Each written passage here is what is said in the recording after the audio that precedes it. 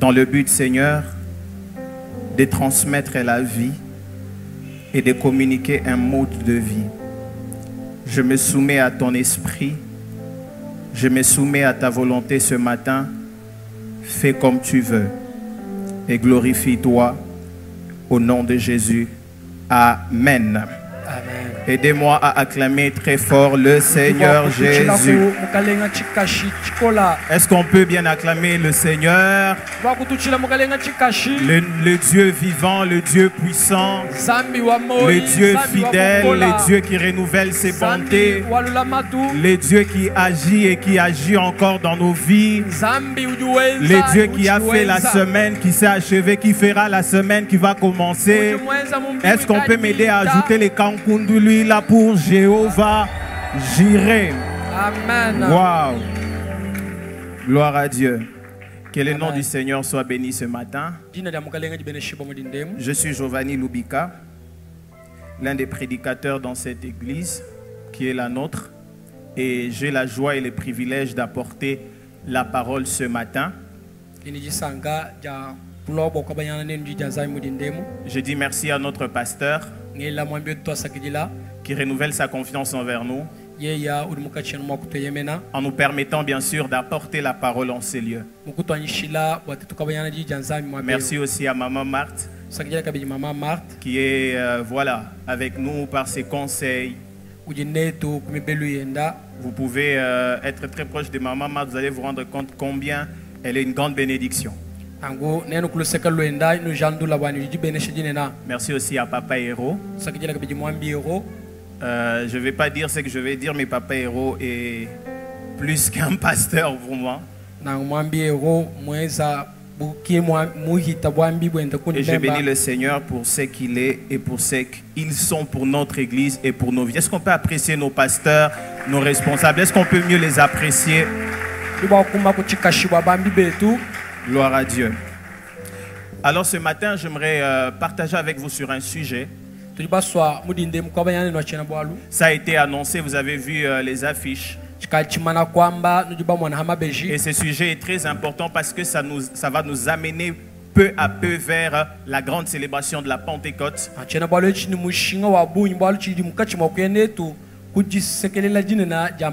Et j'ai la lourde responsabilité d'introduire cet enseignement au deuxième culte.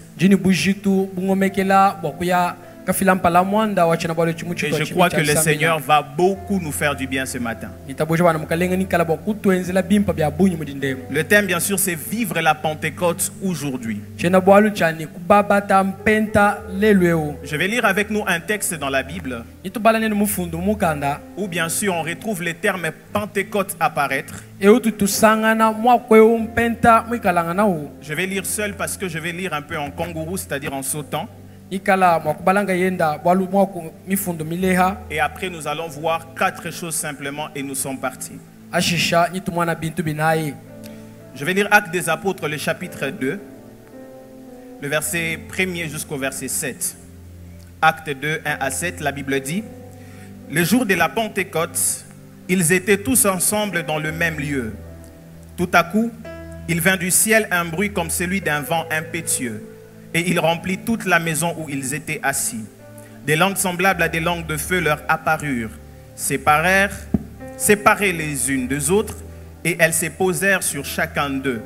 Ils furent tous remplis du Saint-Esprit et commencèrent à parler en d'autres langues, selon que l'Esprit leur donnait de s'exprimer. Or, il y avait à Jérusalem des Juifs pieux, venus de toutes les nations sous les ciels. Au bruit qui eut lieu, la multitude accourut et y fut confondue, car chacun les entendait parler dans sa propre langue. Ils étaient tous dans l'étonnement et la surprise, et ils se disaient les uns aux autres: voici, ces gens qui parlent ne sont-ils pas tous Galiléens? Nous lisons le verset 12 au verset 18. La Bible dit: tous étaient dans l'étonnement et se demandaient entre eux: que signifie ceci?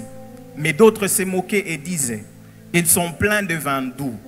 Alors Pierre, se levant avec les 11, éleva la voix et leur parla en ces termes: hommes juifs, et vous tous qui séjournez à Jérusalem, sachez ceci et prêtez oreille à mes paroles, car ces gens ne sont pas ivres, comme vous les supposez. Ce n'est que la 3e heure du jour. Mais c'est ici ce qui a été annoncé par le prophète Joël. Dans les derniers jours, dit Dieu, je répandrai mon esprit sur toute chair. Vos fils et vos filles prophétiseront. Vos jeunes gens auront de visions et vos vieillards auront des songes. Oui, sur mes serviteurs et sur mes servantes, en ces jours-là, je répandrai de mon esprit et ils prophétiseront. Nous lisons le verset 36 à 39. Que toute la maison d'Israël sache donc avec certitude que Dieu a fait Seigneur et Christ, c'est Jésus que vous avez crucifié. Après avoir entendu ces discours, ils eurent le cœur vivement touché et dirent à Pierre et aux autres apôtres, « Hommes, frères, que devons-nous faire ?» Pierre leur répondit, « Répentez-vous et que chacun de vous soit baptisé au nom de Jésus pour le pardon de vos péchés et vous recevrez le don du Saint-Esprit. Car la promesse est pour vous, pour vos enfants et pour tous ceux qui sont au loin, en aussi grand nombre que le Seigneur notre Dieu les appellera. » On acclame la parole du Seigneur. Amen. Vivre la Pentecôte aujourd'hui. Je l'ai dit d'entrée de jeu que le terme Pentecôte est retrouvé directement dans ces textes. Lorsque vous lisez la Bible de Genèse jusqu'à Malachie, vous vous rendrez compte que ces termes n'apparaissent pas de manière claire comme ça, Pentecôte. Mais ça ne veut pas dire que ces mots n'ont pas existé dans l'Ancien Testament. Voilà pourquoi d'entrée des jeux, frères et sœurs, j'aimerais qu'ensemble nous puissions comprendre que veut dire même Pentecôte. Vous serez d'accord avec moi que le terme Pentecôte a d'abord une signification dans la culture juive. Parce que même Pentecôte en hébreu signifie Shavuot. Shavuot. Et qui veut dire semaine. C'est-à-dire ça a été simplement traduit dans le Nouveau Testament par Pentecôte, mais déjà dans l'hébreu ça signifiait semaine.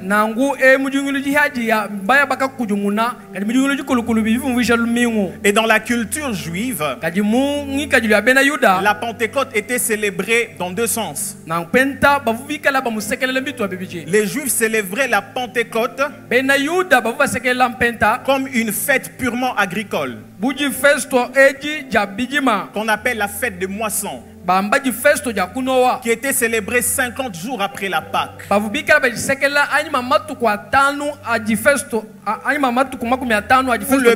le peuple rassemblait toutes leurs récoltes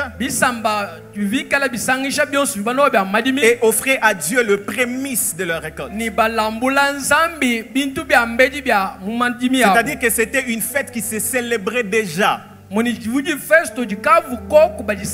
Et pour les Juifs, ça avait ce sens. Ils célébraient la fête de la moisson.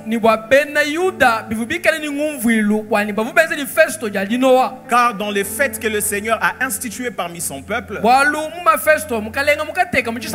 la Pentecôte y figure. Mais ça n'avait pas que cette signification. Pentecôte aussi, il célébrait cela comme un moment où le peuple célébrait le don de la Torah, de la loi.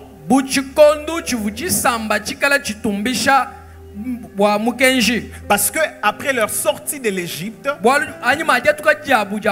c'est après 7 semaines que Moïse a reçu la loi de l'Éternel. Et puisque Shavuot veut simplement dire semaine, ça veut deux sens dans leur culture. Lorsque vous lisez Lévitique le chapitre 23, le verset 15 à 17, la Bible dit: depuis le lendemain du sabbat, du jour où vous apporterez la gerbe agitée devant l'Éternel, vous compterez 7 semaines, Shavuot. Shavuot. Vous compterez 50 jours jusqu'au lendemain du 7e du sabbat. Nyinu bala makumi atano toni kuditu kwedi jijikala mwani ja sabato. Et vous ferez à l'Éternel une offrande nouvelle. Nyinu kala bokwe chandele la mulambu muyamu ya. Vous apporterez de vos demeures 2 pains agités devant l'Éternel. Ils sont faits avec 2 dixièmes de fleur de farine et cuits avec du levain. Ce sont le prémices offert à l'Éternel.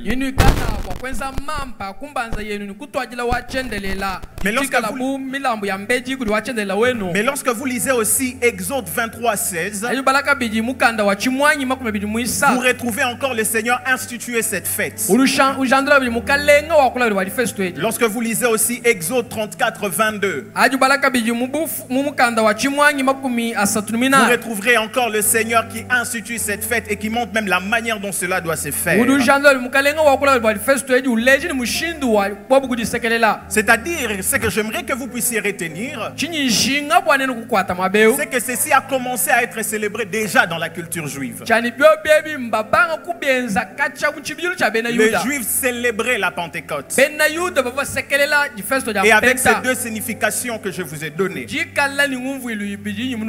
Voilà pourquoi lorsque le disciple, après la résurrection du Seigneur, et que le Seigneur soit rentré vers le Père, avant cela il dit aux disciples, attendez à Jérusalem. Parce que lorsque vous allez attendre, le Père accomplira ce qu'il avait promis. Ils sont restés là en train d'attendre la promesse.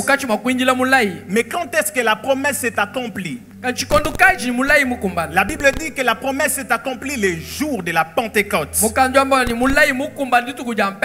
Retenez que lorsqu'ils sont dans la chambre haute et que les jours de la Pentecôte est arrivé, pour eux ça avait encore ces 2 significations. Ils célébraient la fête de moisson et aussi le don de la loi. Mais dans Acte 2 que nous avons lu, la Pentecôte a pris un autre sens. A pris un autre sens pour l'église primitive. Et ce sens qui est demeuré jusqu'à nos jours. Pour la première église, bien-aimés frères, jusqu'à nos jours, c'est à partir des Actes 2 que la Pentecôte a pris un autre sens.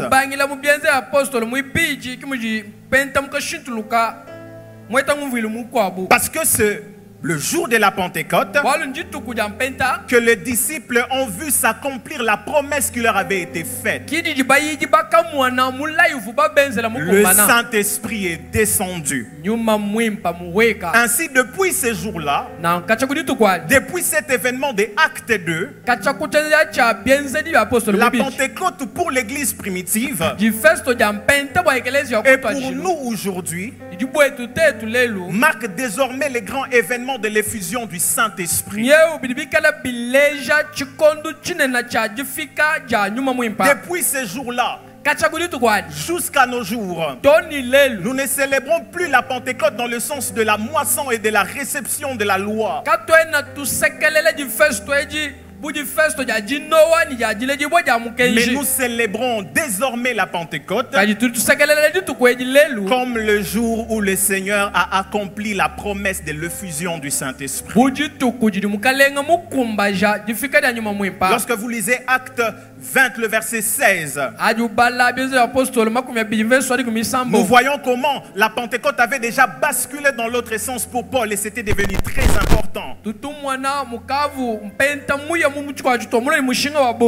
Paul résolut de passer devant Éphèse sans s'y arrêter afin de ne pas perdre de temps en Asie, car il s'est hâté pour se trouver, si cela lui était possible, à Jérusalem le jour de la Pentecôte.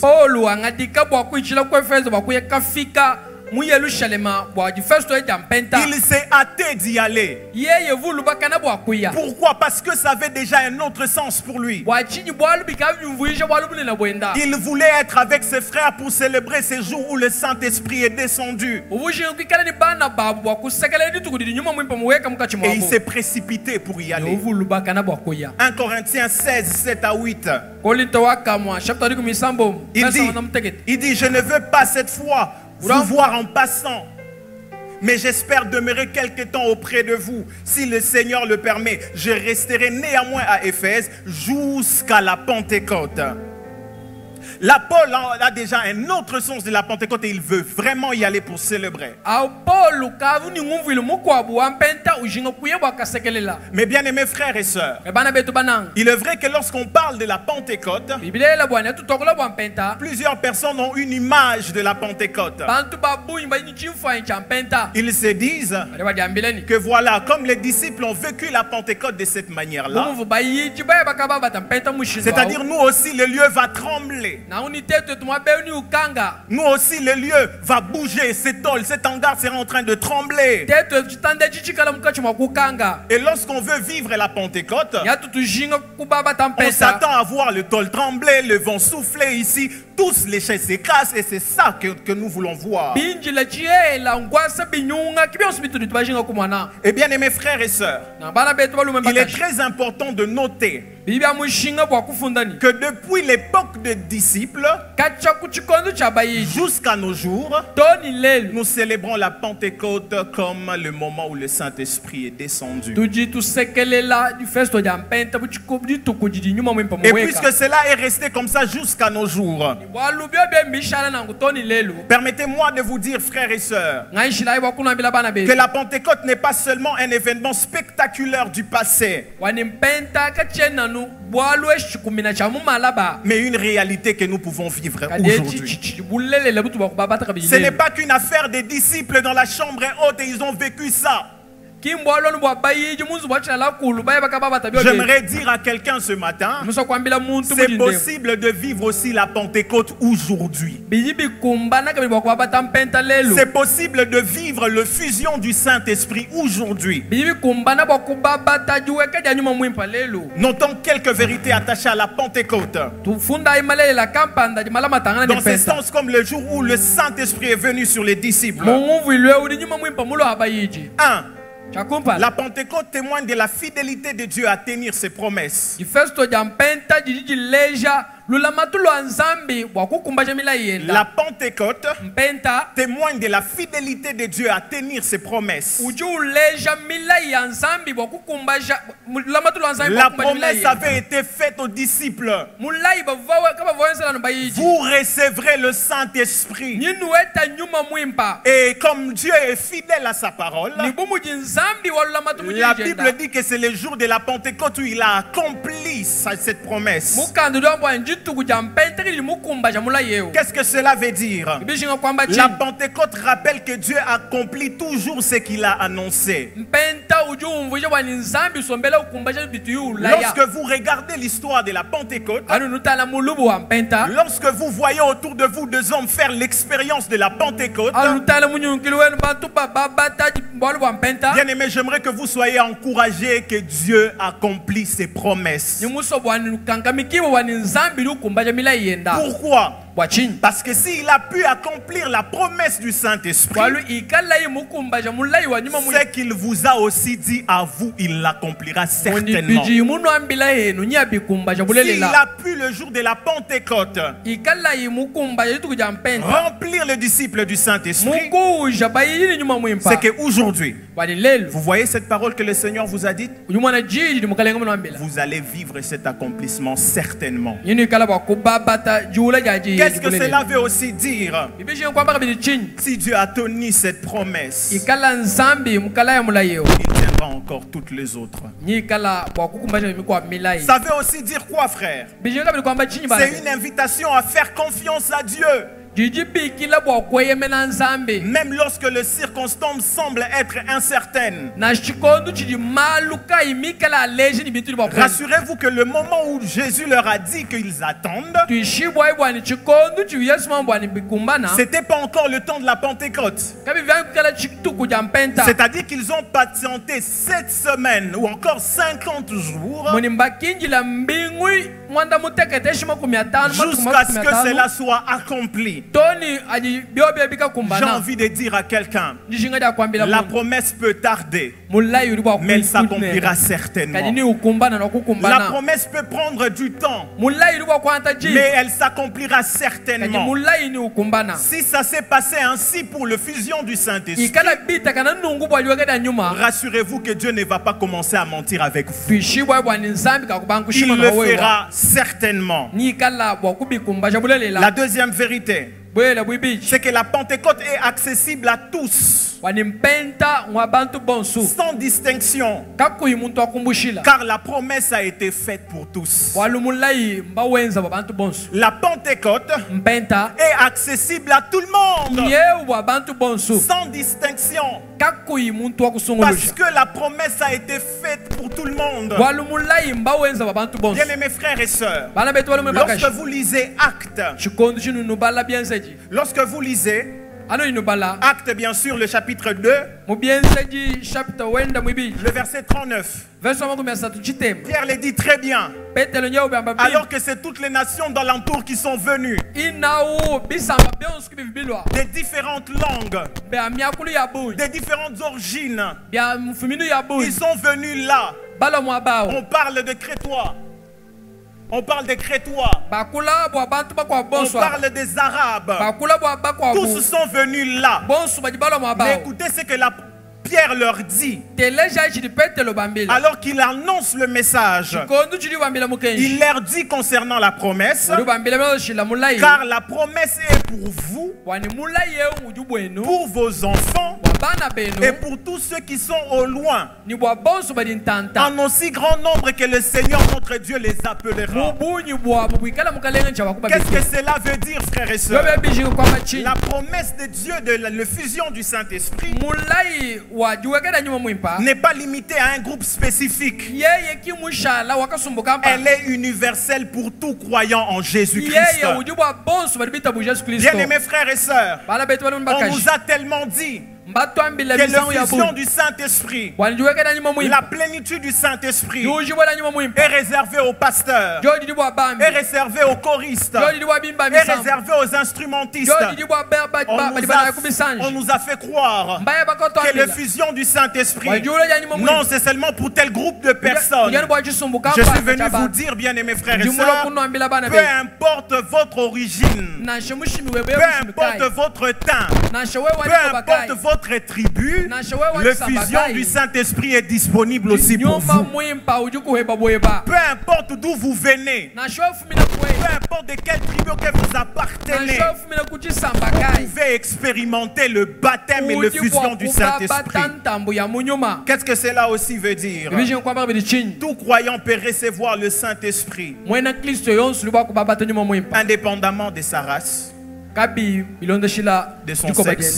de son sexe ou son origine sociale. On nous a fait croire qu'être rempli du Saint-Esprit, être baptisé du Saint-Esprit, c'est seulement pour les hommes.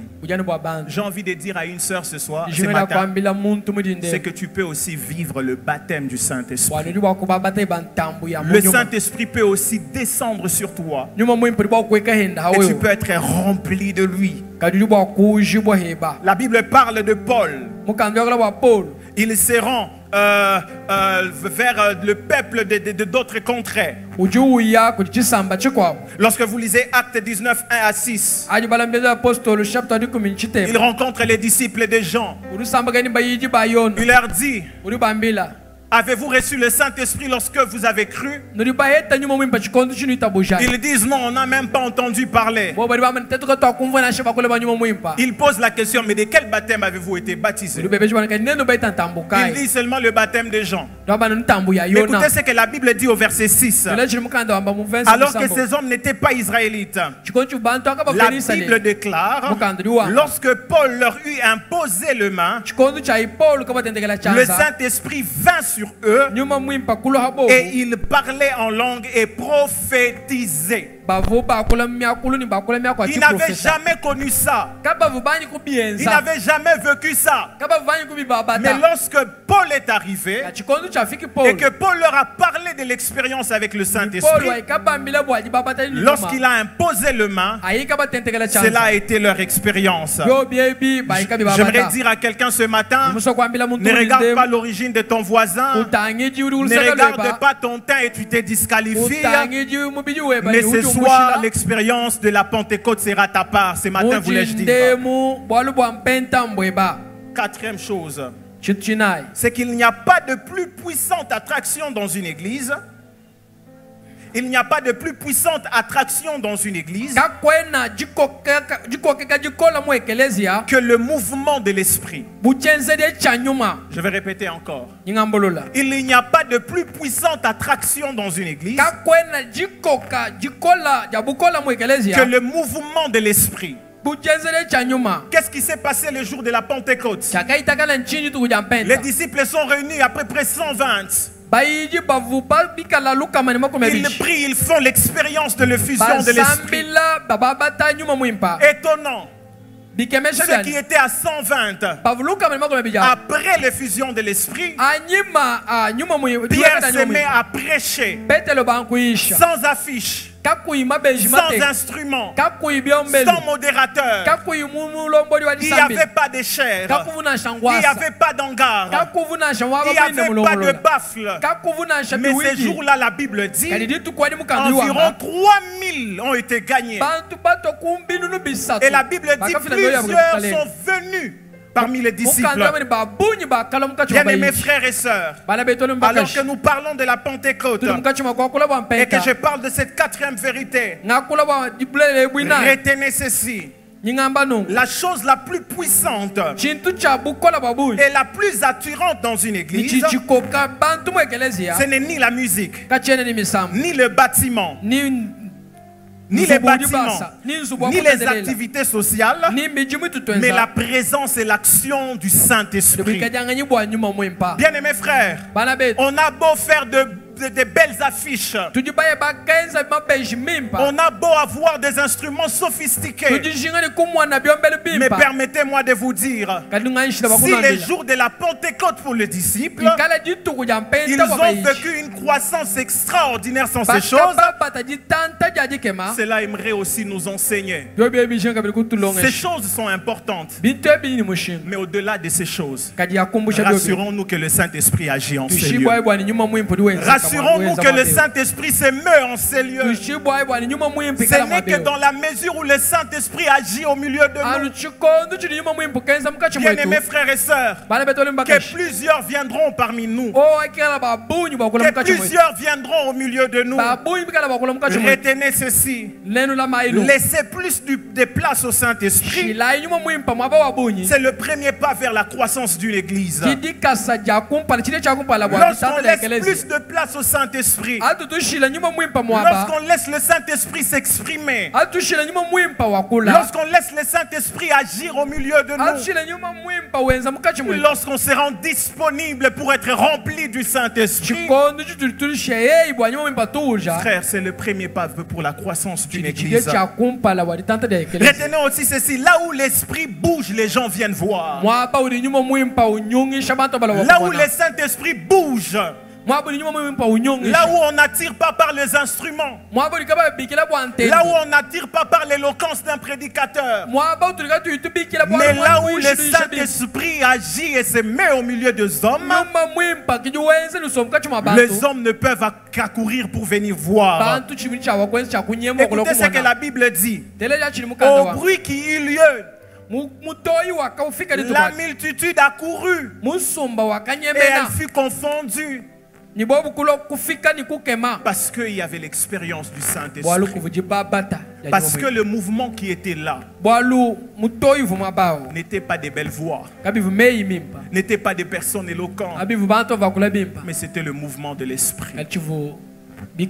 Alors qu'on parle de la Pentecôte, frères et sœurs, j'aimerais nous encourager, j'aimerais nous exhorter à laisser plus de place au Saint-Esprit.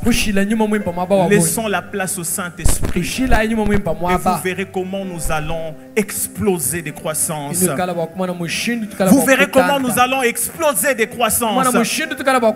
Bien-aimés frères et sœurs, il y avait un bâtiment ordinaire, la chambre haute, connue parmi le peuple, qui était d'ailleurs plus visible.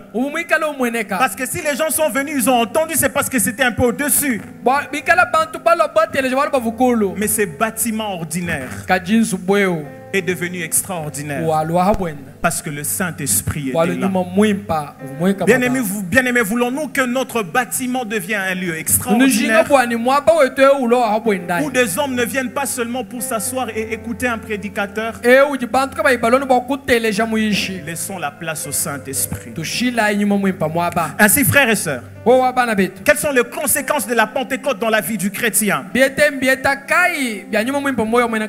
conséquences de cette expérience dans la vie du chrétien. Et les disciples ont vécu cela. 1. La Pentecôte confère la puissance et l'autorité spirituelle aux chrétiens.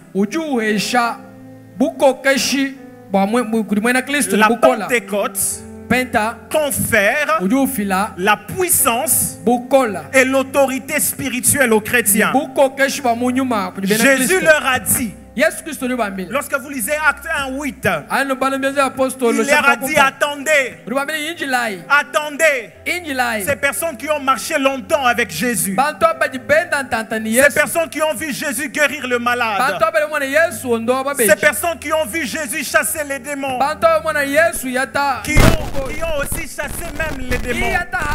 Mais la Bible dit, Jésus leur a demandé d'attendre. Pourquoi? Attendez. Pourquoi? Parce que vous recevrez la puissance, le Saint-Esprit survenant sur vous. Bien-aimés frères et sœurs, une église qui fait l'expérience de la Pentecôte, le chrétien d'une église qui font l'expérience de la Pentecôte reçoivent de ces faits la puissance et l'autorité spirituelle. Il n'y a pas de puissance sans le Saint-Esprit. Vous ne pouvez pas être un chrétien qui manifeste la puissance sans le Saint-Esprit. Il faut le Saint-Esprit pour vivre une vie chrétienne puissante. Pourquoi, bien aimés frères et sœurs? Parce que cette puissance et cette autorité confèrent aux chrétiens de témoigner avec assurance. Le chrétien est appelé à témoigner autour de lui. Le chrétien est appelé à parler de Jésus autour de lui. Le chrétien est censé être contagieux autour de lui. Mais vous ne pouvez pas vivre cela si le Saint-Esprit n'est pas là. Lorsque le Saint-Esprit arrive, votre bouche devient l'expression de la puissance de Dieu. Lorsque le Saint-Esprit arrive, votre vie devient une vie d'autorité. Vous pouvez témoigner de Jésus avec puissance. Mais non seulement cette puissance donne des témoignages avec assurance, cette puissance donne aux chrétiens d'accomplir des miracles. D'accomplir le miracle. Acte 4, le verset 29 à 31. On interdit aux disciples de parler du Christ. On leur dit, si vous continuez à parler de cet homme, vous serez tués. On ne veut pas entendre ces noms. Les disciples se retirent dans un endroit. J'aime ce qu'ils font. Ils se mettent à prier. Ils disent, vois leurs menaces. Donne à tes serviteurs d'annoncer la parole avec assurance. Mais c'est quoi l'accomplissement? Le verset 31. Quand ils eurent prié, les lieux où ils étaient assemblés trembla. Et ils furent tous remplis du Saint-Esprit. Et ils annonçaient la parole de Dieu avec assurance. Et j'aime aussi la suite. Le Seigneur confirmait même leur parole avec le miracle et le prodige. Nous nous plaignons, frères et sœurs, sous prétexte que le miracle sont restés des expériences anciennes. Nous nous plaignons, frères et sœurs, que pourquoi dans l'église on ne vit plus le miracle. J'aimerais vous dire, frères et sœurs, il n'y a pas de miracle si le Saint-Esprit n'a pas sa place. Il n'y a pas de malades qui sont guéris. Il n'y a pas de paralytique qui s'élève. Il n'y a pas de mort qui ressuscite. Ne voulons-nous pas vivre cela dans cette ville? Ne voulons-nous pas entendre parler de cela dans cette ville? Mais pourquoi nous n'entendons pas parler de ça? Eh bien parce qu'on ne laisse pas la place au Saint-Esprit. Bien aimé, lorsque le Saint-Esprit vient, le miracle tangible, vrai, sont toujours l'expérience des hommes. Et j'aimerais faire une déclaration ce matin. C'est qu'alors qu'on parle de la Pentecôte, pas demain, mais ce matin, le Saint-Esprit va remplir quelqu'un et tu entres dans ta saison de manifestation de miracles. Il n'y a pas de miracle sans le Saint-Esprit. Parce que la puissance du Saint-Esprit donne aux chrétiens de manifester le miracle. Retenez ceci, frères et sœurs. La puissance et l'autorité du Saint-Esprit donnent aux chrétiens de vaincre les obstacles spirituels et naturels à l'évangile. Nous nous plaignons. On n'accepte pas l'évangile autour de nous. Nous nous plaignons. Je me lève dans l'auditoire. Je parle de Jésus. On ne veut pas m'écouter. On ne veut pas m'écouter. Les hommes font semblant. Ils ne sont pas intéressés. Bien-aimés frères et sœurs, vous ne pouvez pas vaincre les obstacles à l'évangile sans la puissance du Saint-Esprit. Le monde est dominé par le malin et sa puissance. Il faut une confrontation de puissance pour que l'un des royaumes assure sa pérennité sur ces lieux. Laissons la place au Saint-Esprit. Permettons au Saint-Esprit de nous remplir. Et partout où les hommes sont fermés à l'évangile, lorsque vous êtes remplis du Saint-Esprit, le Saint-Esprit fera le travail de convaincre, de toucher, de guérir et de restaurer les hommes. 2. Cette expérience, je ne vais pas traîner ici, elle favorise un témoignage efficace.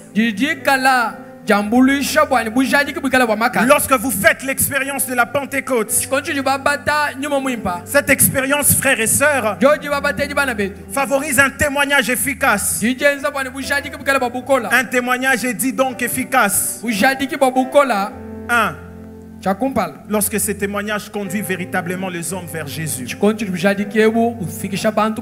cela est possible que si le Saint-Esprit vous remplit, si le Saint-Esprit agit. Que dit la Bible sur le Saint-Esprit? La Bible dit il convaincra le monde. C'est lui qui connaît les langages que les hommes écoutent. C'est lui qui connaît comment parler aux hommes pour qu'ils s'inclinent à l'évangile. Bien-aimés frères et sœurs, bien-aimés frères et sœurs, voulons-nous que le Saint-Esprit par nous puisse amener plusieurs personnes à Jésus? Laissons-lui la place. Désirons sa présence. Lorsqu'il vient, chikondo chiliulo il touche les hommes ulenga abantu et il conduit les hommes vers Christ. ulombola bantu kuti Kristo Le témoignage est dit efficace ujadi ke babamba ni mbabokola lorsqu'elle produit une repentance authentique. chikondo chidibuka twala ditonda ja mibi Et ça, seul le Saint-Esprit peut faire. abi ananyuma ngayenda kiliba kwenza Seul le Saint-Esprit. ananyuma mwimpa La ngayenda Bible dit que c'est ces jours-là, mukandi wa ndito kwachi lorsque Pierre a parlé, chikondo cha ipetelo kakula la Bible dit ils eurent le cœur vivement touché. mukandi wa bwani myoyi ya buyonso ya kalengi Ils se sont posé une question. bobugujele lukongo Hommes frères, bana betu que devons-nous faire? tunchaba kwenza chini Voulons-nous que cette question nujinga bwani lukongo eso soit plus posée autour de nous? bikala badiela nalo munyurilo wetu Il nous faut recevoir le Saint-Esprit. bikengela kwa kajila nyuma mwimpa Il nous faut sa présence. bikengela bikajanyi bwenda Il nous faut sa plénitude. bikengela jugulda jenda Bien-aimés frères et sœurs, bana betu pour finir, bakujikisha comment vivre cette expérience? mushinduka wa kubabata bwalwebu Comment vivre cette expérience aujourd'hui? mushinduka wa kubabata mpenta lelo Je l'ai dit au début, nyumbi aba kuntu ajishilo que cela est possible, wani byo byo bokumbala que cela est disponible, byo byo bijiko que cela peut être notre réalité, byo byo bwala bulelela que cela va être notre réalité ce byo byo matin. binchaba kala bulelela Mais comment faire? mushinduka wa Et kwenza qu'est-ce que les disciples nous enseignent sur cela? chijiba yiji batulonga shanchini Premièrement, chakumpala pour vivre l'expérience de la Pentecôte, wa kubabata nyuma mpenta il faut avoir soif. kengela kala ni nyota Il faut avoir soif. kengela kala ni nyota Il faut avoir soif. kengela kala ni nyota La Bible parlant de Jésus mukandi kula bwa Yesu dit dans Jean 7, yakula muyona manda mteketa 37 à 39, makumi asatu manda mteketa il s'éleva au milieu des hommes wajuka mukachi mabanga et il dit que c'est lui qui a soif, qu'il vienne et qu'il boive. omwani eyo ni nyota aloni anwa Et la Bible dit dans la suite mukandi wamani kundeke qu'il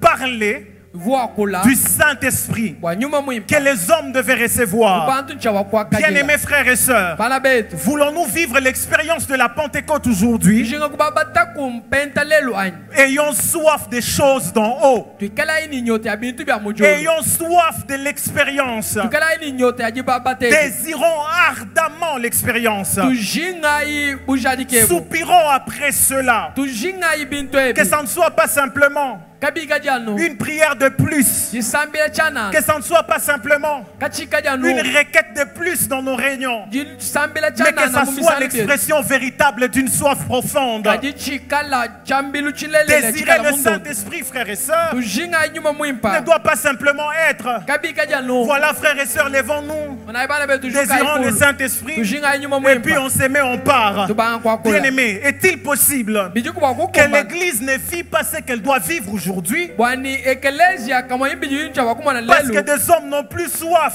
bwalu bantu kabena ni nyota Ils n'ont pas soif. kabena ni nyota Bien-aimés frères et sœurs, bana betu la soif, c'est nyota aussi un désir profond. chichikala jishinga ja mundo Désirer profondément tujinga i mundo jusqu'à ce que je vais vivre ça. to ni mutukala Je wakumaba ne vais pas arrêter. chena muso kuimana Le psalmiste dit, mwimba misambulu comme une bille soupire après des courants anu d'eau, mudika melu kikala ka jinga ainsi wakala mon mai âme soupire après musuka toi. wanyi uju kujinga Bien-aimé, bana il betu est temps jiba que yakomba nous arrêtons d'utiliser cela jatetu kulekela comme kwa une requête religieuse. kuchambilu chana Il est temps, frères et sœurs, kondu chikachikumbala que dans nos chambres, que que dans nos maisons, que sur nos montagnes, que cela cesse d'être simplement une requête de plus, mais que cela soit l'expression de notre soif.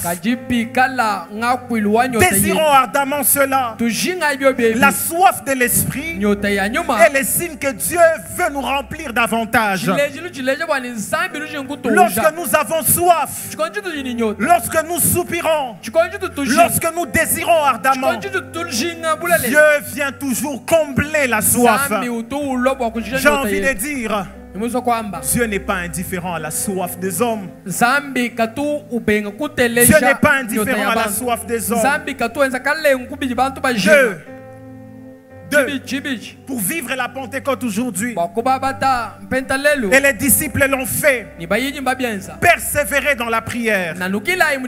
Persévérer dans la prière. La Bible déclare, c'est le jour de la Pentecôte. 50 jours après avoir reçu la promesse. 50 jours après que Jésus leur ait dit d'attendre. Mais les disciples ne se sont pas lassés. Les disciples n'ont pas abandonné. Les disciples ne se sont pas arrêtés. Les disciples n'ont pas dit Seigneur, tu as menti, on ne va rien attendre. Les disciples ont persévéré dans la prière. Dans Matthieu le chapitre 7, le verset 7, la Bible dit dans la version parole vivante, demandez, continuez à demander et vous recevrez. Cherchez, persévérez dans votre recherche et vous trouverez. Frappez et insistez à la porte, elle vous sera ouverte. Et la Bible dit dans Luc 11, le chapitre 13, si donc méchants comme vous êtes, vous savez donner de bonnes choses à vos enfants, à combien plus forte raison le Père ne donnera-t-il pas le Saint-Esprit à ceux qui le lui demandent? J'ai envie de dire à quelqu'un, il est temps ce matin que tu te lèves et que tu persévères dans la prière jusqu'à ce que l'expérience de la Pentecôte sera ta part. Il est temps ce matin, bien-aimé. Je sais qu'on t'a dit que dans cette église, c'est seulement quand on passe ici devant qu'on parle en langue, qu'on reçoit le Saint-Esprit. Ce matin, le Seigneur te dit, tu vas recevoir le Saint-Esprit et tu vas continuer à aller dans ta maison. Tu seras avec le Saint-Esprit dans la chambre. Tu auras le Saint-Esprit à l'université et le Saint-Esprit va tellement te remplir. Et je t'assure, tu vas manifester la puissance. Persévérer dans la prière. Bien-aimés frères et sœurs, est-il possible qu'on ne vit pas la Pentecôte aujourd'hui? Parce qu'on s'arrête. La preuve que parfois ce que vous demandez est très important et utile pour vous. Ça se manifeste aussi par votre capacité à persévérer en demandant. Vous êtes découragé. Vous êtes venu à l'église. J'ai rencontré deux frères. Giovanni, voilà, je veux le baptême. C'est possible. On prie, on prie. Mais après seulement 2 jours, le frère se lasse. Il ne demande plus cela. Il ne désire plus cela. Bien aimé, le Seigneur te dit ce matin, qui sait si la dernière fois pour toi d'insister, c'est aujourd'hui pour que tu vives l'expérience? Qui sait si les derniers jours où Dieu constate ta persévérance, c'est aujourd'hui? Alors je t'en prie, alors que nous serons en train de prier, le Seigneur a besoin de ta disponibilité. Et j'aimerais te dire que ce matin, aujourd'hui, tu vas vivre cela. Tu vas expérimenter cela. Mais la dernière chose, qui est l'élément important pour vivre l'expérience de la Pentecôte, et qui est la clé qui ouvre toutes les portes d'exaucement au ciel, c'est la foi. La foi.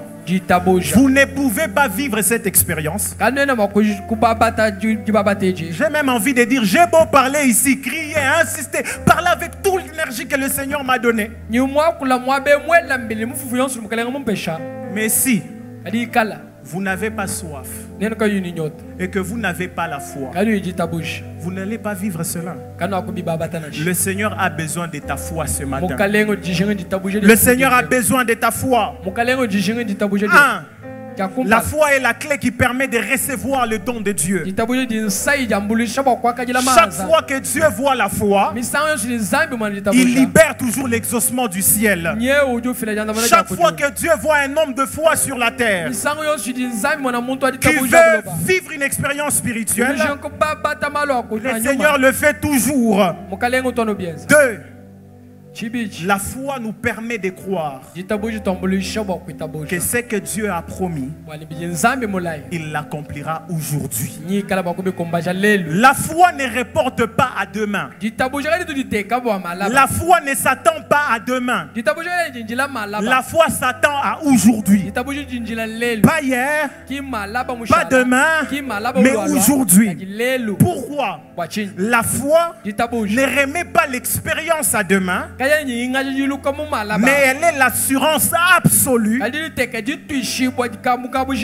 que ce que Dieu a dit est disponible maintenant et aujourd'hui. Si vous avez la foi, vous pouvez vivre cette expérience. Bien-aimés frères et sœurs, y a-t-il la foi dans votre cœur? Avez-vous soif du Saint-Esprit ce matin? Est-ce que vous voulez voir le Saint-Esprit vous remplir? Ma sœur, voulez-vous recevoir le Saint-Esprit? Voulez-vous être baptisé ce matin du Saint-Esprit? Voulons-nous faire l'expérience du Saint-Esprit aujourd'hui? Si nous avons la soif, nos voix s'élèveront et commenceront à exprimer cela. Élève ta voix, commence simplement à exprimer ta soif en ces lieux.